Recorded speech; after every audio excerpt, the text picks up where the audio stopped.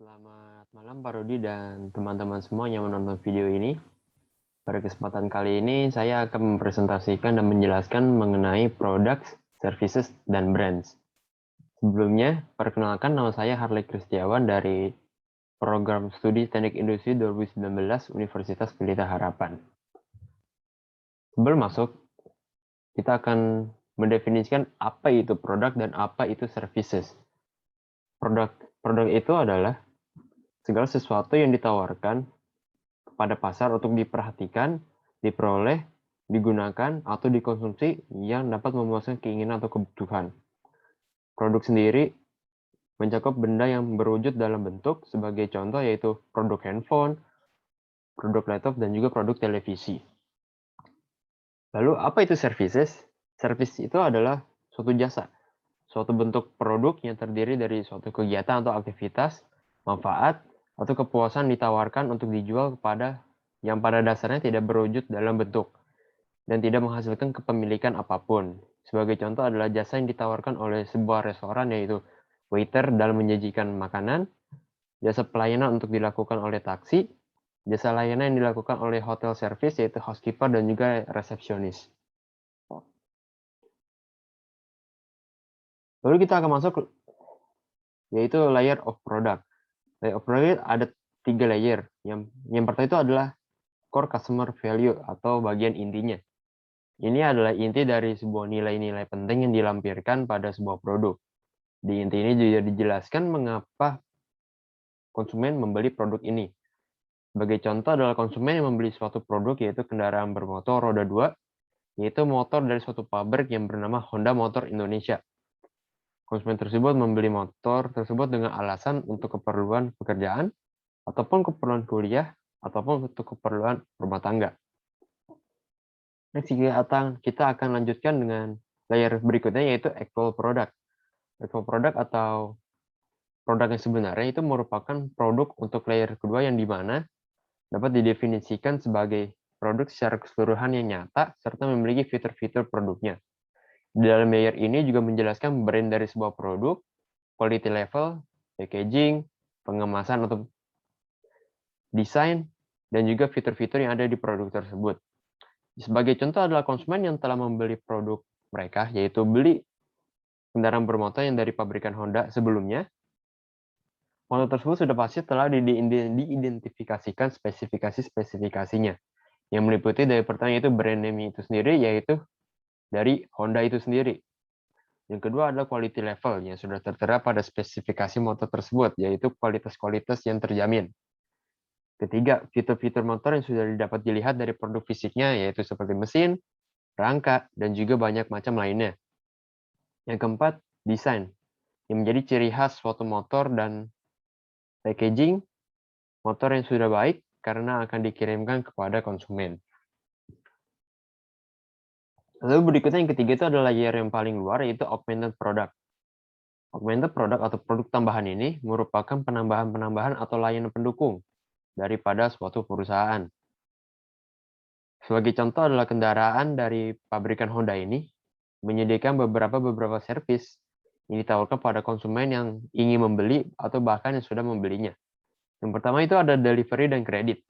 Kendaraan yang dibeli konsumen sudah pasti akan dikirim dan di-delivery ke rumah mereka masing-masing oleh pihak perusahaan dengan baik dan juga aman.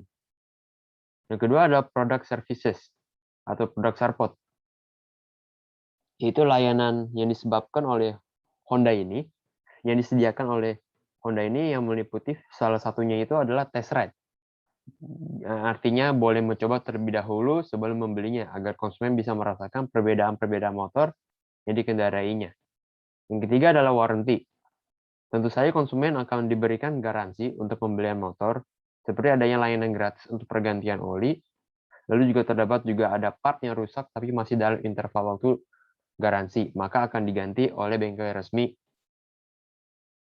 dalam perusahaan tersebut. Yang keempat adalah after sale service, yaitu layanan yang ditawarkan seperti penanyaan mengenai kepuasan konsumen terhadap barang yang telah dibeli. Lalu berikutnya akan masuk ke consumer product classification. Consumer product ini adalah produk yang dibeli oleh konsumen akhir yaitu untuk keperluan dan konsumsi pribadi. Pemasar biasanya mengklasifikasi produk dan layanan itu berdasarkan konsumen membelinya. Konsumen produk ini juga meliputi 4 diantaranya, yaitu convenience product, shopping product, specialty product, dan unsold product. Yang pertama, convenience product. Itu adalah produk atau produk kenyamanan, yang artinya produk dan jasa konsumen yang dimana sering dibeli oleh pelanggan, entah itu sering atau jarang ataupun kadang-kadang, dan adanya ada perbandingan minimum dan dalam upaya pembelian. Untuk harga yang ditawarkan biasanya harga yang cukup rendah. Untuk shopping product, ini adalah produk dan jasa layanan konsumen yang lebih jarang dibeli oleh pelanggan. Yang dikarenakan pelanggan dalam proses pemilihan dan pembelian ada perbandingan atribut-atribut seperti aspek kualitas, harga, dan juga style. Biasanya pelanggan juga akan mengumpulkan informasi terkait barang yang memiliki kategori yang sama tetapi beda merek. Harga yang ditawarkan biasanya harga yang termasuk agak tinggi. Lalu yang ketiga ada specialty product atau produk khusus, adalah produk konsumen yang memiliki karakteristik unik atau identifikasi merek di mana ada beberapa orang pembeli yang bersedia untuk melakukan upaya pembelian khusus. Loyalitas mereka juga tinggi dan biasanya harga yang ditawarkan juga sangat tinggi. Unsold product adalah produk dan jasa konsumen yang di mana pelanggan tersebut tidak tahu produknya atau bahkan pelanggan tahu produknya tapi tidak dipertimbangkan untuk membelinya, seperti asuransi jiwa.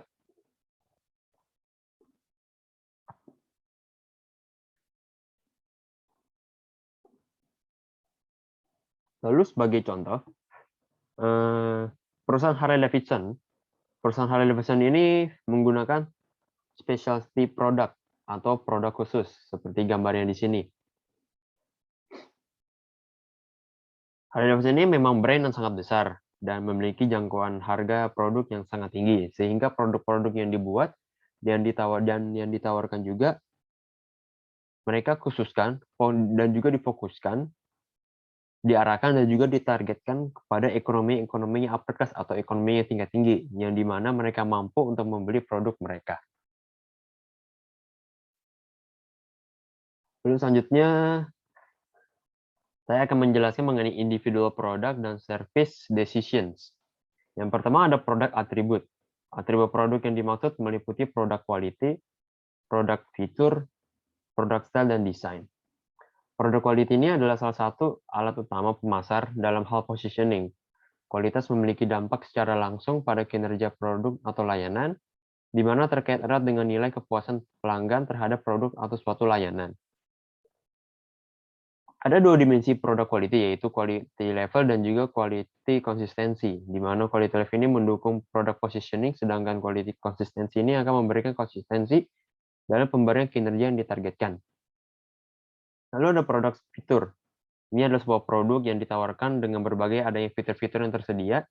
Perusahaan juga bisa membuat level produk yang lebih tinggi dengan modal yang ditambahkan dengan lebih banyak fitur. Fitur ini juga sebagai alat kompetitif yang digunakan untuk membedakan produk perusahaannya. Lalu ada produk style dan desain. Produk style dan desain ini ada salah satu cara yang digunakan untuk menambah nilai pelanggan, yaitu dengan melalui gaya dan desain khas dari suatu produk. Gaya hanya menggambarkan penampilan suatu produk. Desain yang baik berkontribusi pada kegunaan produk serta penampilannya, dan juga desain dimulai dengan mengamati pelanggan dan mengembangkan pemahaman yang mendalam tentang kebutuhan mereka. Gaya juga hanya menggambarkan pada suatu produk. Gaya yang sensasional juga akan menarik perhatian dan juga menarik estetika yang menyenangkan dari suatu pelanggan. Desain yang baik berkontribusi pada kegunaan produk serta penampilannya, sehingga bisa menarik perhatian pelanggan dan juga mengembangkan.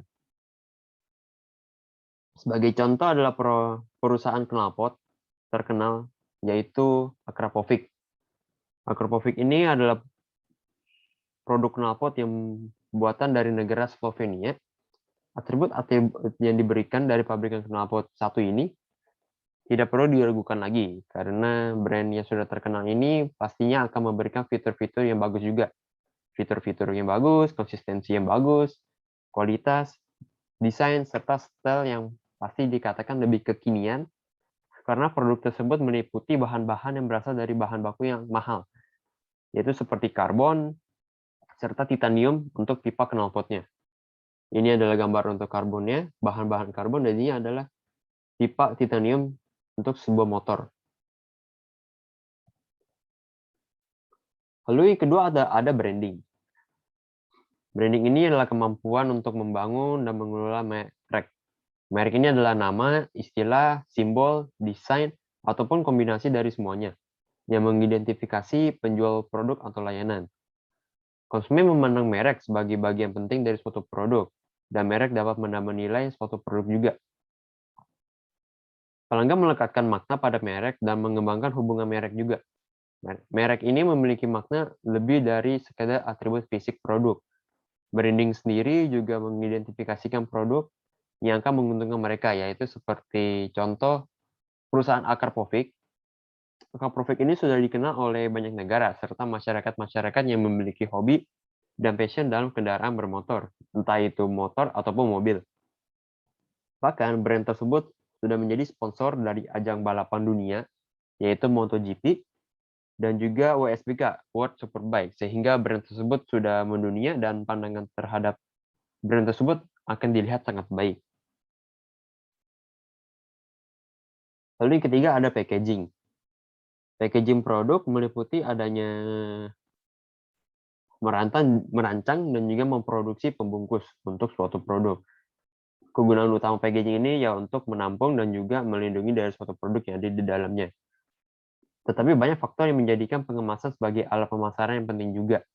Meningkatnya persaingan berarti bahwa paket sekarang harus melakukan banyak tugas penjualan, seperti menarik perhatian, mendeskripsikan produk seperti ada label-label yang ada di dalamnya yang mendeskripsikan itu produk mereka, dan juga desain yang kurang baik dan bagus itu akan mempengaruhi perusahaan mengenai pelanggannya.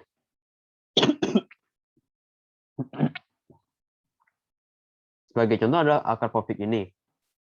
Akarpovik ini mengimpor juga negara kita, yaitu negara Indonesia.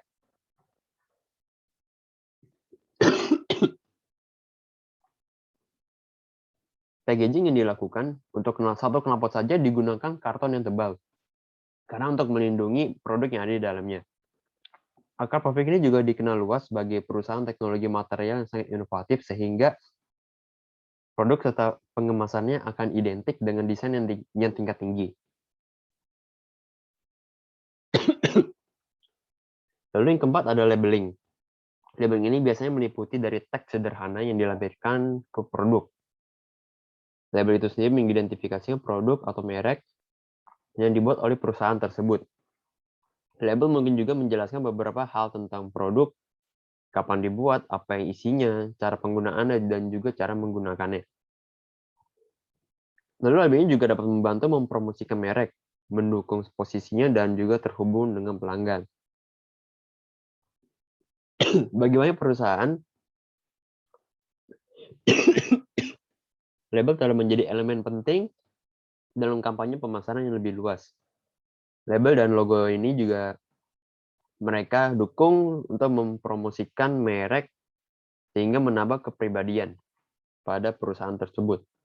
Yang sebagai contoh adalah perusahaan Akarpovik ini memiliki labeling pada produk yang sangat lengkap, yaitu mulai dari barcode pembelian, nama produk, jenis varian produk, dan juga lain-lainnya. Label yang berada dalam package-nya itu juga terdapat cara untuk memasang, buku pedoman, serta tag-tag yang menjadi ciri khas dari Akarpovik tersebut.